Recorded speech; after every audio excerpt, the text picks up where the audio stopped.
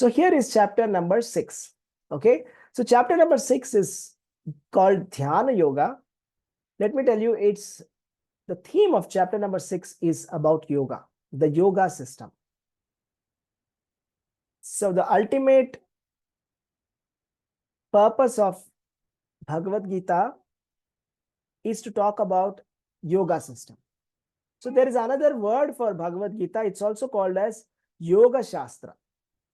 So if you remember, in the 4th chapter, Lord Krishna said, Imam vivasvate yogam proktavan aham avyayam. That this science of yoga, I have given it to Vivasvan. And then that's how it came in the disciplic succession. So this is the original yoga system. So when we think of yoga, what comes to your mind? Okay. If I ask you the question, what comes to your mind when I say yoga? Physical activity, Prabhuji. Physical activity and some kind of asanas, Surya Namaskar. What else comes to your mind? Pranayama, meditation, diet, sattvic diet.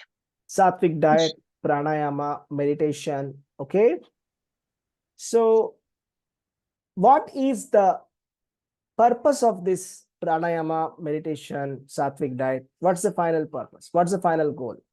To keep the body fit. To keep the body fit, right? Okay. So what has happened is this yoga system that we are discussing about, okay, that yoga system, the soul of the yoga system is lost. See, the purpose of the yoga system is not to keep the body fit. The purpose of yoga system is to gain control over our mind. Okay. How many of you agree that mind is one of our senses? Is it one of our senses? Yes, no? Yes, it is the 6th one. Yeah, it's the 6th sense. Yes, And very then, important also. and the most important sense also, right? It's the most important sense is the mind, right? Because it controls everything else. Now, how do we control this mind, right? I mean, naturally. Of course, with artificial means, we can control with the help of some medication or intoxication or drugs or anything like that. But how about controlling it naturally all the time? How do we control our mind naturally? So this is the purpose of yoga system, to be able to control our mind completely withdraw our mind from desire and anger completely. And then do what? So is that enough if we withdraw it? So that's why I'm saying the heart of the yoga system is lost.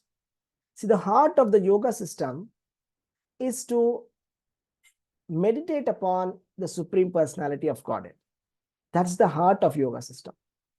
Because the heart of the yoga system is gone, the main benefit of the yoga system is lost. Yoga system was never meant for becoming physically fit. Yoga system was meant for understanding Paramatma. It was about attaining the supreme, the super soul. So because we took out the essence out of it, the main heart out of it, that to meditate upon Krishna. So what has happened is this yoga system weakened and became a diluted kind of a thing, which is meant only for the for the sake of maintaining the body. It was originally not at all intended for that we maintain the body. Okay, yoga system is not for that. So we're saying here, Bhagavad Gita is Yoga Shastra. And how is Krishna related with yoga? Can you think of a name of Krishna which starts with yoga? Yogeshwara. Yogeshwara. See that? Yoga Ishvara. Yoga plus Ishvaraha is Yogeshwara. What does that mean? What does it say? He is the Yogi master of all speaking. mystics. He's the master of all the mystics, right? He's the master of yoga system, right? He's the master of all mystics. So whatever system that he is giving, right? This is the topmost yoga system.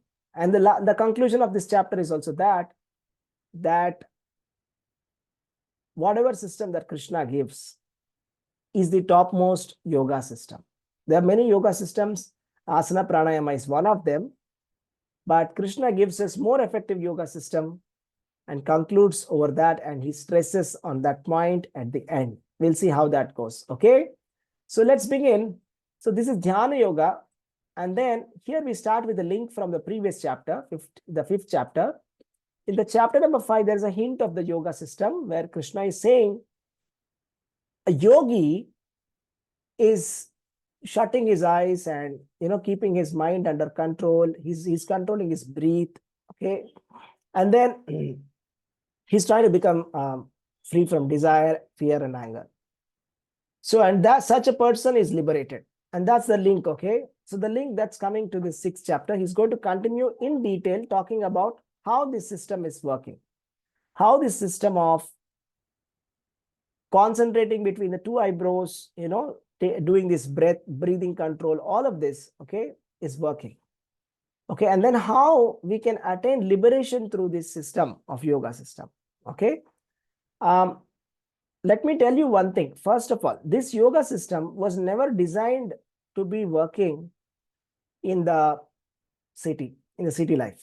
Okay, so if you traditionally see the Vedic systems, the Vedas, it says that those people who are in the Nivrutti Marga, those people who are going to the forest, okay, they go to the forest and then they sit down and they meditate there. Because even if you want to, it's not possible in a city. Think about it, okay? Maybe it's possible in outskirts. There are some yoga studios or something like that. Maybe possible there. But within the city, in the busy streets, it's actually very distracting with all our phones buzzing and notifications and sounds and phone calls. How many of you get a lot of phone calls every day? Tell me. Do you get a lot of phone calls? Hello, do you want a loan? Hello, do you want this? Have you given them your number? No, right?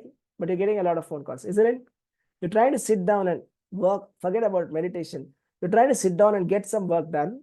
And then you get a phone call. Would you like a loan? Would you like this? Would you like that? Water purifier, water filter. So many calls. So this is city life, okay? It's not possible that we can sit down and meditate for a long time. At least in this yoga with this internet and with the mobile phone. Not possible, okay? We will see. Here is the thing, right? What is Krishna saying? So starting with this, Krishna is going to go to a very detailed, very depth of yoga system. To such a depth that Arjuna will almost accept defeat. Let's see how it's going to go on, okay? The first concept is this. Arurukshor muner yogam karma karanam uchyate yogarudasya tasyaiva samah karanam uchyate. So, for a neophyte in the eightfold yoga system, work is said to be the means. And for the one who is already elevated in yoga, cessation of all the material activities is said to be the means. So what this basically means is, yoga means addition, plus. Okay, yoga means addition. Addition of what? Addition of what? We have everything in our life. What do we not have in our life? Krishna. Yeah, addition of Krishna is yoga. Now, what this means is, so for somebody who is even doing the yoga system, the eightfold yoga system of asana, pranayama and all that, even for them, it is not that they can come out of the prescribed duties. Okay, that's why Krishna is stressing here and saying, even somebody is doing, maybe joining a yoga system, yoga studio, trying to do yoga, pranayama, etc. It doesn't mean that now he's going to not take care of his family, or now it doesn't mean that he's become very advanced. So he's just at the beginner level. Somebody who is really advanced, that is one who is elevated in yoga system, such a person can actually leave the material activities. That's okay. Because he doesn't need the activities to purify him, because he's already purified. Okay. It's just like yoga rudha means climbing the stairs. Okay. It's just like a climbing the stairs. So somebody who's just starting to climb the stairs doesn't mean that he's already climbed it. Okay.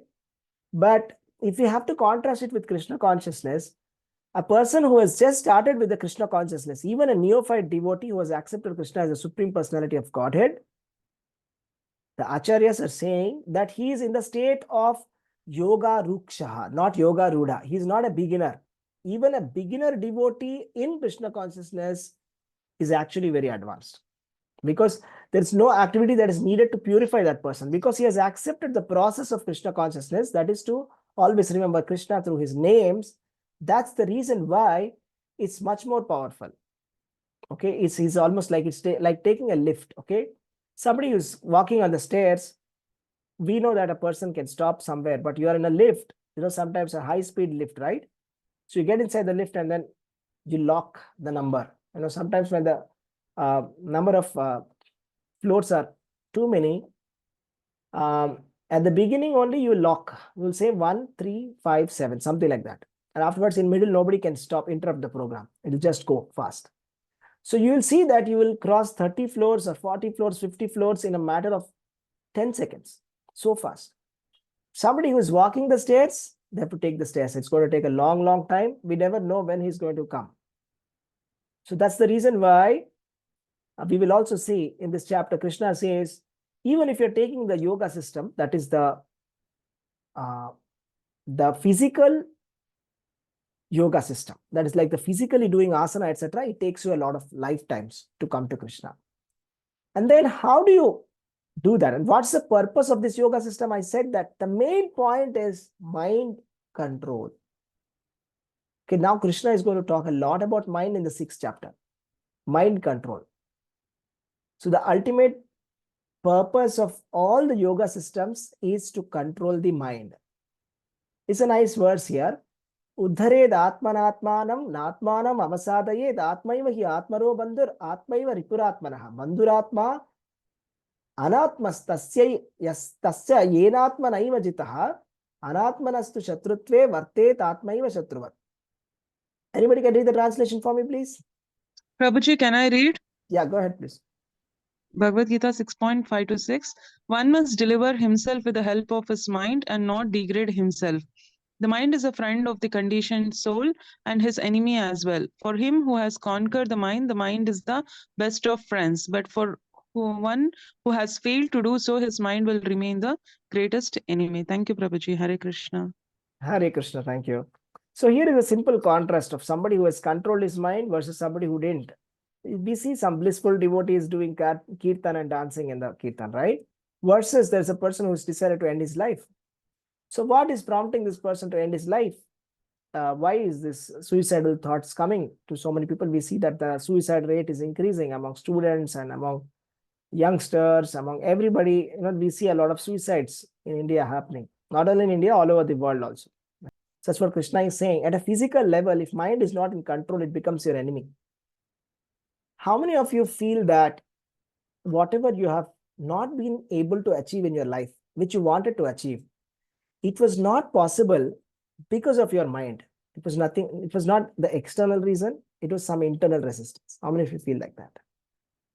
Yes? Anybody here? That you had some internal resistance that was stopping you from achieving what you wanted. You could have done it, but you didn't do it. So it's an internal resistance. Even at the physical level, material level, our mind is our enemy. It's not that somebody is stopping us. It's just ourselves who is stopping ourselves. So because our mind is our enemy, our mind is our best friend. So if we make good friendship with our mind, then we'll go a long way, right? So that's what Krishna is saying. That's at a material level, but at a spiritual level, think about it. It's very, very powerful concept. There's an Atma Bindu Upanishad which says that the mind is the cause for liberation and bondage, both. Manayeva Manushyanam Karanam Bandha Mokshayo. Anybody heard this before? Very famous quote, right? Manayeva Manushyanam Karanam Bandha Mokshayo. Means the only reason why you're going to be taking birth is your mind. How is that? Because the super soul within is simply going to give us what we want. If we are continuously repeating something, I want this, I want this, I want this, I want this, I want this, all that wants are listed, and you'll get a body suitable to that wants. That's it. It's as simple as that. Reincarnation concept is all about mind. Your mind is containing an image of what you want, how you want to be. And it's very easy to predict what you will become in the next lifetime. It's just about the likes. So if we have some kind of a survey, and if we ask questionnaire, what is it that you like? Okay, fill this questionnaire. I like this, I like this, I like this, I like this. We can even predict what's going to be our next life. So that's so powerful, this concept of Bhagavad Gita. It says mind is our best friend, mind is our worst enemy, and then we have to help ourselves, deliver ourselves with the help of the mind. Okay, mind plays a key role. We have to spiritually deliver ourselves by conquering it, by not getting conquered. But the fact is, a lot of time our mind is not conquered by our intelligence, but the opposite happens, right? Our mind gets attracted to so many things and then it takes over. Okay, that's what this verse is saying. Chitatmana prashantasya paramatma samahitaha shitoshna sukha dukkeshu tata manapamanayo. So what is the what is the symptom of a person who has conquered a mind is this. A person who has conquered a mind, he doesn't care for an insult or a praise. Somebody insults him, he's going to take it easy. Okay, somebody is going to praise him, is the same. Insult and the praise are the same for a person who has controlled his mind. Or cold and hot is the same. Okay, that's a person who has completely won over his mind. And now Krishna is going to speak about how to perform this yoga system. How do you perform this yoga system? So there is a yoga system has been defined in the 6.11, 12 and 13, 14 in these two verses. Let's see that. Can somebody read this translation? Hare Krishna Prabhuji, may I? Yeah, please go ahead. Translation by Srila Prabhupada ki jai. To practice yoga, one should go to secluded place and should lay kusha grass on the ground and then cover it with a deer skin and a soft cloth.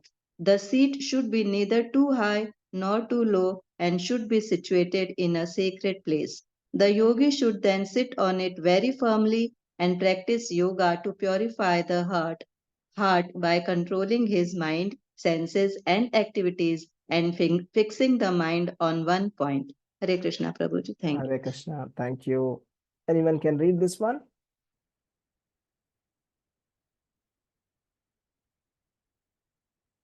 Who can read this? Next one. Hare Krishna Prabhuji. Yes, please. Translation. Yeah. One Go ahead. should hold one's body, neck, and head erect in a straight line and stare steadily at the tip of the nose. Thus, with an unagitated, subdued mind devoid of fear, completely free from sex life, one should meditate upon me within the heart and make me the ultimate goal of life. Thank you, Prabhuji. Hare Hare Krishna. Krishna. So the first part, all of us know this, that we have to sit down erect and we have to look at the tip of the nose, etc. This is taught in the yoga studios as well. What we can learn from these words, which we generally don't practice, is that we should go to Shuchau Deshe. That means we should go to a secluded place. And specifically, Shuchau Deshe also means a pure place. So some place like Rishikesh, like that, Haridwar, Rishikesh. So these are some places which are very pure places, that is like the Himalayas. There's a good reason why people go there and meditate. I mean, somebody can argue, why don't I just meditate here in the city? There's a good reason why we should go up there and meditate, because they're spiritually pure places, okay? And the rest of it, we know how to sit, and we should sit down straight and erect and focus your mind on a point. And the next point in this verse, what's important for us to note is to be unagitated and to follow brahmacharya, celibacy. Okay, that's also there, because celibacy very much helps yoga system, and not following celibacy is actually opposite of yoga. It is like bhoga, because it completely disturbs the mind. It's very difficult for somebody. We see a lot of stories, right, where the rishis are sitting and then they're trying to meditate, and then there's some apsara who comes and then disturbs the meditation, and then the complete 10,000 years of meditation is gone. So what is important here in the last line, if you see, manas samyamya mat chitto yukta asita mat paraha. This is the important point from Bhagavad Gita, which we have to take. That this system of yoga, which Krishna is talking about in Bhagavad Gita, is about meditating upon Krishna. It is about mat chitta yukta asita mat paraha, to make Krishna as the ultimate goal of life and to think of Krishna or to meditate upon Krishna in the heart. It makes a lot of difference upon which you are meditating, okay? Whether you're meditating upon matter or spirit. See, there are some schools which say meditate upon a light, meditate upon some kind of a candle. But there's a lot of difference between meditating on a candle versus meditating upon Krishna. The difference is this: upon what you meditate, the result you will get. Okay, here Krishna is 100% spiritual, right? Krishna is 100% spiritual. It is said that simply by meditating upon the limbs of Krishna, this is one kind of a system. It's given in Bhagavad also. But simply you do this. Sit down and close your eyes and just meditate upon each and every limb of Krishna. So simply by doing this, this is a very, very powerful process. It brings our mind into control like anything. So that's the reason why we do Aarti also. Why do we do deity worship? It's a kind of meditation. So what you're doing in deity worship is, so for example, if you're offering some incense, so when you're offering an incense, you're looking at the different limbs of the Lord. So if you're offering the light lamp to Radha Krishna, you first offer it to the feet of Krishna, then to the navel of Krishna, then to the face of Krishna. So that way you're meditating. So there's a meditation process going on. Okay, so this is the purpose. This is the purpose why we have the deities also at temples, that people have the opportunity to meditate upon Lord. Okay, so this is one of the important points that we should actually know. All right, let's go to the next one. Now Krishna is saying, thus practicing like this, by controlling our mind, body, and activities, we attain to the kingdom of God. So now tell me, after looking at this, what is the purpose of yoga system? Can anybody just read the translation and tell me what's the purpose of yoga system? What's the ultimate purpose of yoga system? Anybody?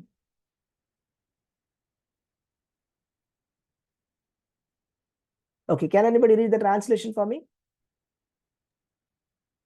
Prabhuji, can I? Yeah, go ahead. Bhagavad Gita 6.15.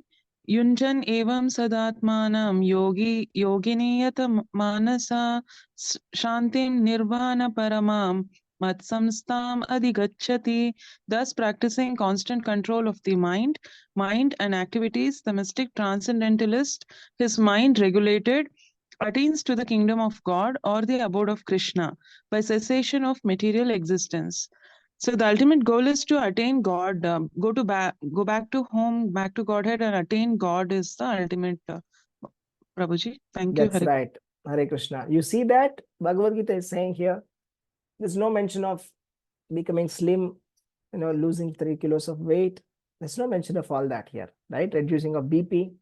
For all that, there are some other systems to do. Okay, yoga system is meant for this. Okay, let's not dilute the purpose of yoga system. The purpose of yoga system is nivritti. The purpose is to go back to Godhead.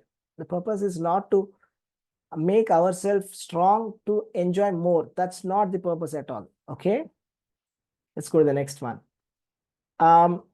Here is something that Krishna is talking about, sleeping and eating. Okay, if you want to become a good yogi, you should regulate your eat and sleep both. You can't be sleeping a lot or eating a lot, or sleeping too less or eating too less and still be a good yogi. Okay, the scientific research also says the same thing, right? We need to have a balanced sleep and balanced food. So if we want to have our mental health in proper control, we should eat properly and we should sleep properly. It should not be more, it should not be less. If it's going to be more, we'll become dull and inert. If we eat more, our digestion system becomes sluggish.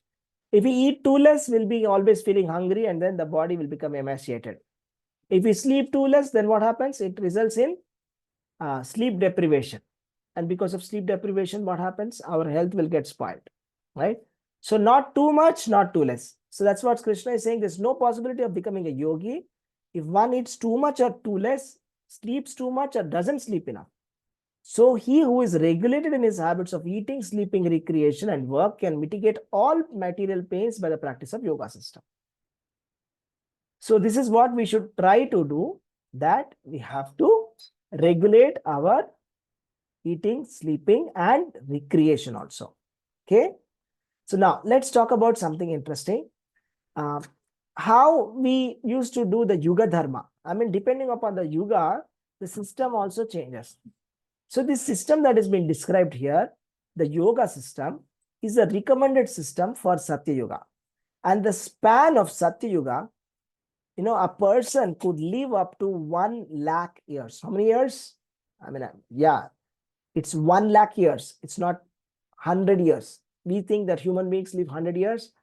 But as per our scriptures, if we are born in Satyuga, we get to live for a full life of 1 lakh years or even more. And there are documented evidences of, in the sense, at least we have the names of all those kings who have lived for lakhs of years, who have ruled in Satyuga. We see this king has ruled for so many lakhs of years, like that. So Treta Yuga, the duration of lifespan reduces to 10,000 years. Okay. That's why you see, when you see, it's written that in Ramayana, Valmiki Ramayana, it is written that Dashrath Maharaj ruled for 60,000 years. Lord Ramachandra ruled for 11,000 years. Lord Rama came towards the end of Treta Yuga. So you can get a sense of how long people used to live in the Treta Yuga. Okay, this is like lakhs of years ahead before entering. So for Satyuga, I said that the meditation system was the Yuga Dharma. At that time, you had to meditate upon the Supreme Lord to become liberated. But in the Treta, it was not the meditation system, it was the Yajna. It was through the Yajna system that we could get liberated. But as the time progressed and we came to Dwapara, that is, Mahabharata happened at the union of Dwapara Yuga and Kali Yuga. Lord Krishna came, the moment Lord Krishna left this planet, Kali Yuga started. So for Dwapara Yuga, people used to live for 1,000 years approximately, okay? And then the recommended practice for Dwapara Yuga is deity worship. That's worshipping of the deities in the temple. So deity worship also involves a lot of rules, okay? There are many, many rules. It's called the Pancharatrika Vidhi, and all the rules have been described in the Nectar of Devotion. If you can refer to the Nectar of Devotion, where there's a chapters there which is referencing to Linga Purana and various Puranas, where it is said how we must be careful not to perform any kind of offenses in front of the deities. Okay. So, for example, in front of the deity, you should not sneeze. You should not sneezing, but you should not shout in front of a deity, cry in front of a deity, or you cannot come with slippers in front of a deity, right? And you cannot turn opposite to the deity. So all these kind of rules have been given. So Dwapara Yuga, the system has been given, deity worship. Okay, so whatever temples that we are maintaining right now, this is also the system of Dwapara Yuga. So this is not an updated system. The system that is recommended for Kali Yuga is this. What is that? Because our lifespan is 100 years. It's not 1 lakh years. We don't have 5,000 years to go and meditate in a forest and come back. Nor do we have that kind of prosperity to do, or the intelligence to perform these sire sacrifices, okay, as per the rules. It's not possible. Nor can we maintain temples and follow all the strict rules and regulations of the temple deity worship. For this age of Kali, the recommended system is chanting of the holy names of Krishna. So Chaitanya Mahaprabhu, you can see in this picture, he's on the streets, he's raising both his arms, Chaitanya Mahaprabhu along with his associates, Nityananda Prabhu. They're raising both of their arms, and you can see they're playing kartal, mridanga, and dancing on the streets.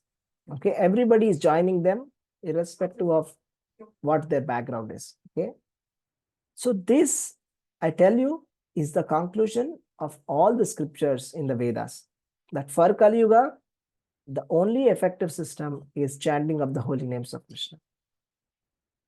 I have particularly researched on this topic from all the Puranas.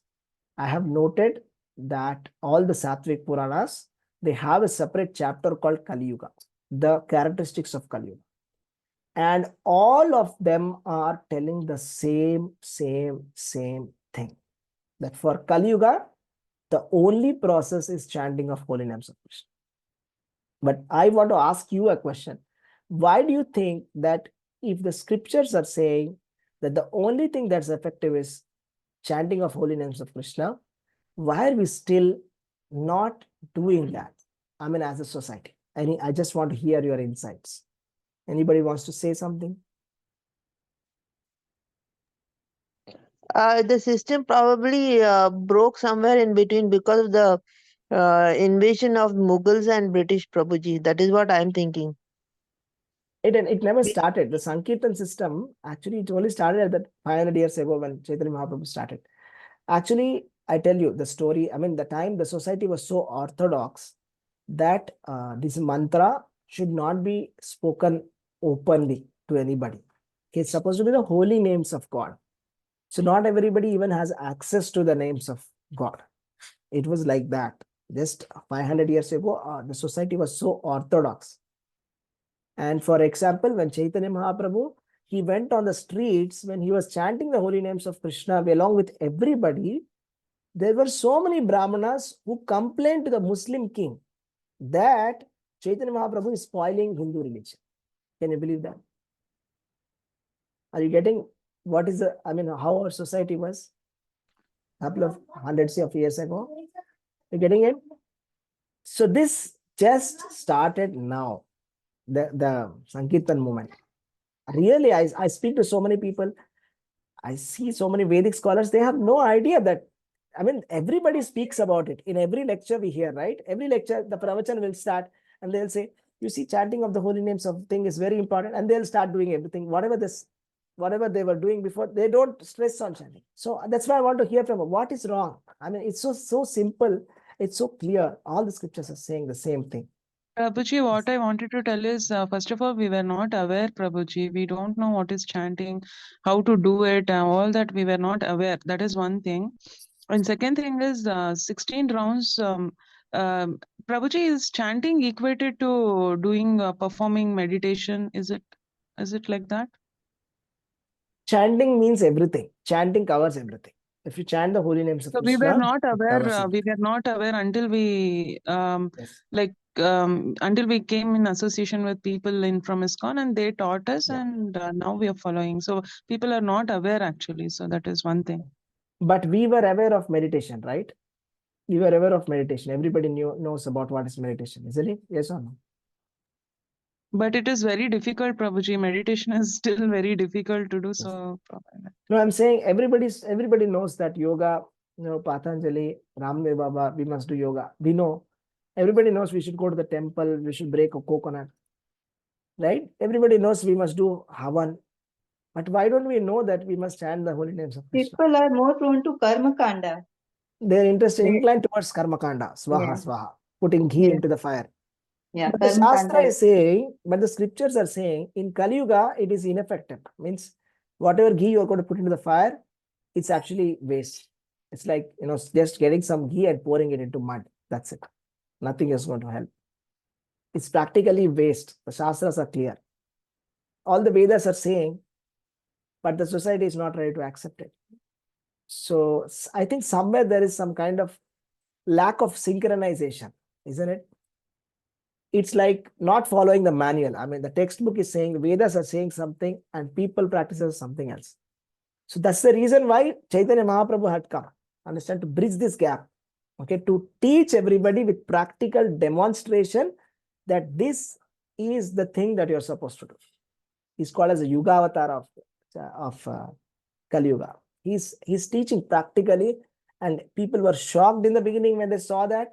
Is this how we are supposed to do? They were shocked. It was a big shock for everybody. It was a big cultural shock. So is this the way we are supposed to chant? Yes, this is the way we are supposed to chant. Loudly, we thought japa means we should chant like this. The way we chant Gayatri Mantra, right? Silently. Sit down and slowly whisper. But then Haridas Thakur is saying, chant as loudly as possible. Because when you chant loudly, all the insects around you, there can be some cockroaches, there can be some lizards, there can be some flies, mosquitoes, they all get liberated. The trees also. See that? Yeah, even our mind also comes to control if we chant loudly, right? So nobody knows about the system. And it's not that the system has been invented by ISKCON. That's what I'm trying to say, devotees. Prabhuji, Yes. that's why when we were children, my mother used to tell, whatever you're reading, read loudly. Then only it will go into your head. Yeah, that's right. All our parents used to say that, right? Read loudly, chant loudly, and liberate yourself and liberate others. Okay, so that's the thing. So we're back to this. So why we are speaking about it is, we're speaking about this because different yugas, different dharma. Whatever we're speaking, Ashtanga Yoga is the system of Satya Yoga. We can't establish something which is supposed to be done in Satya Yoga right now. I mean, even if you want to artificially do it, it's not going to be fruitful, is what I'm trying to say. I mean, if I'll ask you a question, how many of you can take a 6 months leave from your work and go to a yoga retreat in the outskirts of the city? Can please type in the chat me. Is it possible? Okay, how many of you are ready to dedicate, let's say, 5 years of your life in meditation? Not doing anything. Going to an ashram and just sitting, eating sattvic food and meditating. Are you ready for that? Anyone here? Is it possible, practical? Do you think it's possible? It's not possible. Am I right? Am I right or wrong? What do you think? Difficult, right? Yeah, it's not possible. Yeah. Prabhuji, it's possible, Mataji, if I would but have not asked for you, everybody. not for everybody. If I would have asked you in the peak of your career to take a leave of 6 months to come to ashram and just stay there and meditate, would you have done that? We are reading in the newspapers. I don't know whether you've read. Some rich fellows, businessmen have just given up everything and just worn loincloths, and How so many it of is them? possible. How many of Very them? few. Yeah, Very few. that's the point. We want everybody to liberate, or only fraction of the people to be liberated? We want everybody to get liberated, right? So that's the thing. So here is a process that scales. We call it scaling, means everybody must be able to do it. It must be possible for you to do it, for me to do it, for somebody on the street to do it, for my child to be able to do it, for somebody old to be able to do it. Everybody must be able to do it. Right? That's called a practical system. Yes or no? Right? So that's what we're talking about, the practical system, okay? Yoga system. This is a practical yoga system. Chanting of the holy names of Krishna is the practical yoga system. I'm coming to that, okay? Let's see how it concludes. Here is a story of Prahlad Maharaj. Okay? Prahlad Maharaj, in the past life, he was a son of a maid servant. And then one day what happened? To his village, there were some saints who had come. That is the Bhakti Vedanta saints. And Narad Muni na Prabhuji. Prabhuji, Narad Acha, Muni. Hare Krishna, sorry. Thank you, no problem. Narad, did I say Prahlad? I'm sorry. Hare Krishna. Thank you. Hare Krishna. So Narad Muni was a son of a maid servant in the previous lifetime. And then he had some Bhakti Vedantas who had come, and then he served them physically. He did some physical labor service. And they gave him the mantra to chant. They taught him Krishna consciousness. And he, after his mother died, he just chanting that mantra for a long time. And at the end of his life, he remembered Krishna and he died. And in the next Kalpa, that is the next day of Brahma, he was born as Narada. Means he is eternally liberated, Nitya Siddha. He can go to any planetary system and he is always joyful, always preaching, always chanting, always singing. He has access to meet Rama, Krishna, Varaha, Narasimha, anybody. He can go to Vaikuntha, he can go to Kailasha, he can go to Brahmaloka, anywhere, anytime. So what's the story's lesson? The lesson is this, that anybody who takes to Krishna consciousness can become liberated. That's what Narada is himself saying in Bhagavatam. He's saying, this is my story. This is how I, coming from such a humble background, became Narada. Then why not anybody else? So that's the reason why I preach this Krishna consciousness. That's the reason why I tell everybody to chant the names of Krishna. Because you can go from that place to this place by doing this. That's the transformation, okay? So that's the thing. And here is something interesting, okay? I'll have to cut the class short because I have something else at 7 o'clock. Please have to excuse me. I'm going to conclude this quickly. So here is the thing. If you're going to take a ribbon, okay, let's say, let me just see if I have a ribbon, okay?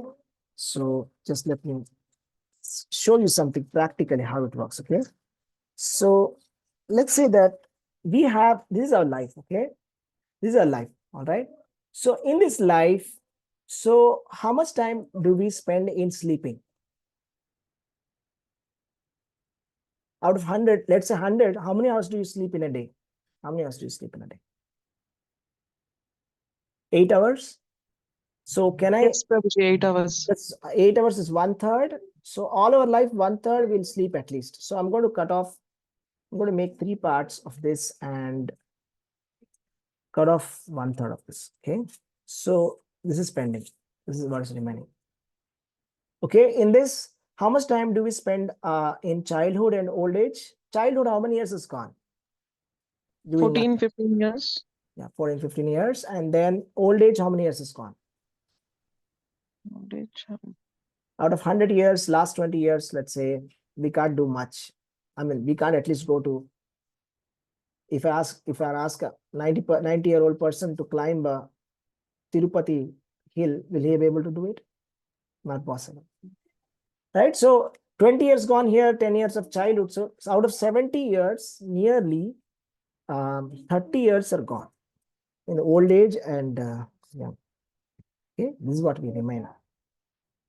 And in this, we have another 10 years gone, which is like 10 years to 20 years. That is when we are trying to settle ourselves, study, etc. Okay, so this is what we have. So we have 30 years with us.